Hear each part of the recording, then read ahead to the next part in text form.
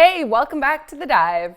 Today we're chatting with Frank Dumas from St. George Eco Mining and ZeU Technologies. But before we get into it, consider hitting that subscribe button below.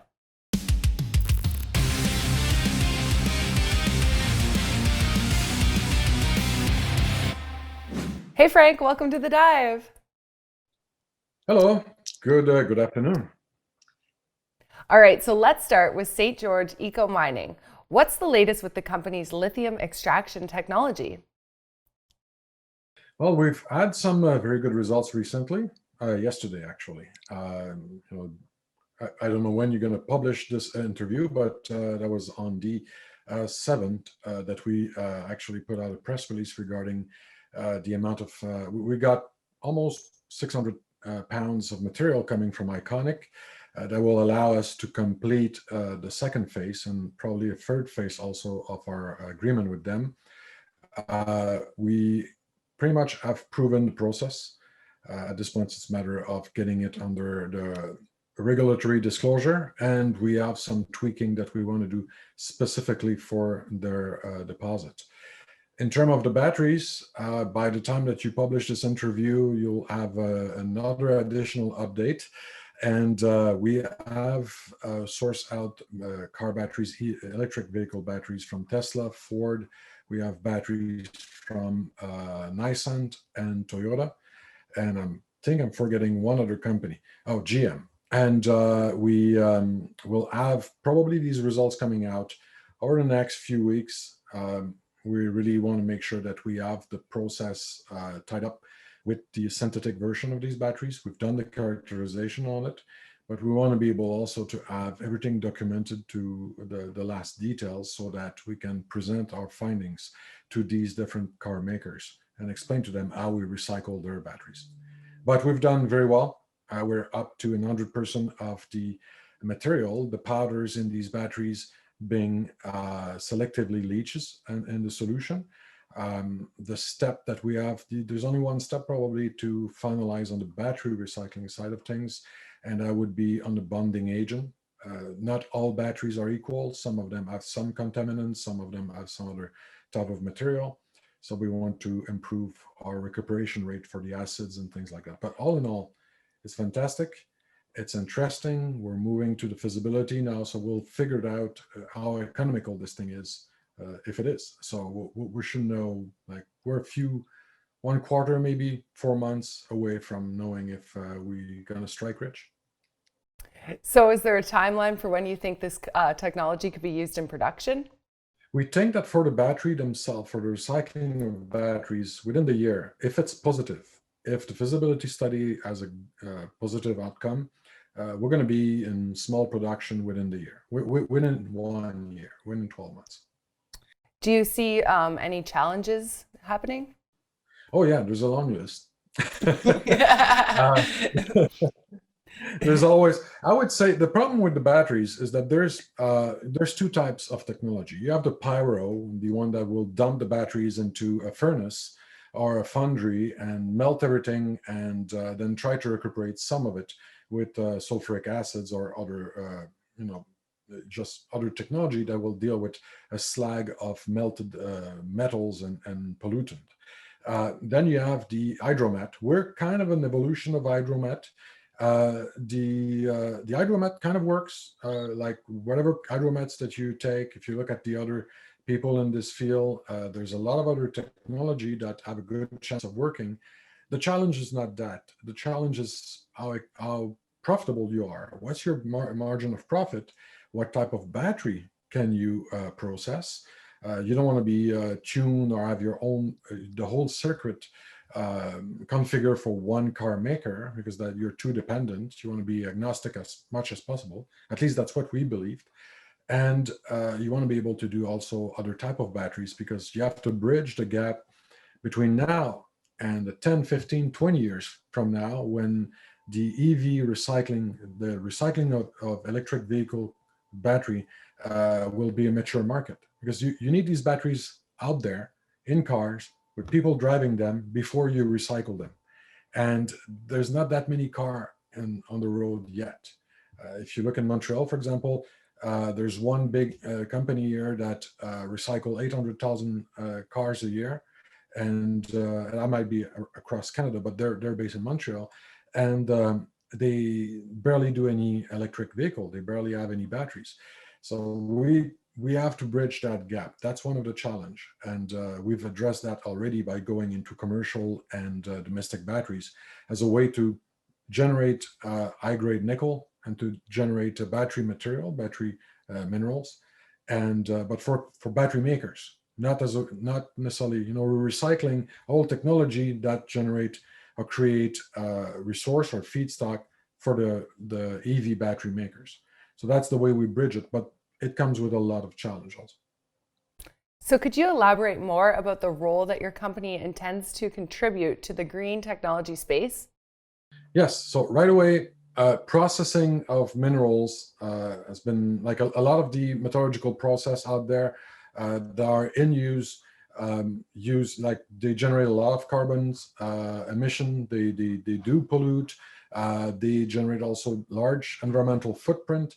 And obviously, there's costs associated with it. We're not in the 70s anymore. Miners have to address their environmental footprint. There's a cost associated to them to doing it.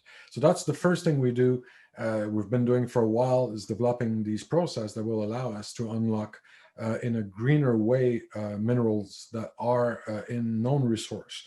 Now, on a short term, what we're doing is that on the battery recycling, we'll be able to provide cheaper material that's already been extracted from the ground and that often go into landfill.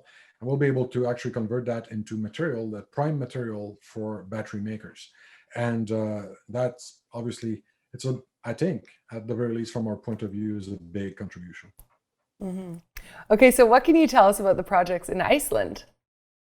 Well, in Iceland, as you know, we own all the mineral rights that are the active license and the provisional license of the country. We do have one project that's a little bit more advanced. It's the Tor project, the Tor Gold project. We've drilled over there one test drill holes as we were doing the acquisition of Melmi. Melmi was the governmental entity that used to own about 59% of that project and a few other licenses that were all under rights of first refusal to us, but we didn't own it until I would say mid-fall last year. So they authorized us to do one drill hole. We did a reverse circulation drill hole. The Icelander are careful with the way that they issue drilling permits. Even if we have all the rights to go and do what we have to do now, they are very, let's say that they constantly make sure that we don't deplete any of the geothermal wells over there or reservoir in the area, that type of thing. So even if we have the permit to move forward, it's always a lot of compliance and constant surveillance from the government. So we've gone through that, bring our new people in last month, did a first phase of surface work, all preparation documentation has been sent to the government, and we should be back at drilling over there in the next few weeks.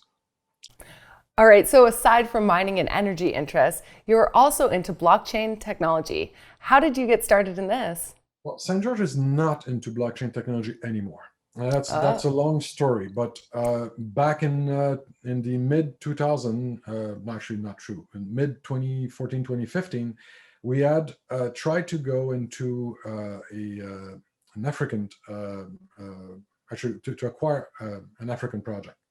And while we were doing the due diligence for that African project, there was a nickel and cobalt project. A lot of people from over there came to us and offer us coltan or tantalum. And obviously, a lot of it, we couldn't figure out the provenance or the origin of the mineral. A lot of these minerals are blood minerals, or they're coming from militia, they're coming from zones over there that are not stable. And to be able to resell it on the market anywhere, most of the G8 country or the G7 country requires certain certification. And it was a challenge. We passed on all these offers because these people were not able to provide the required certification for us to even be able to do anything with it.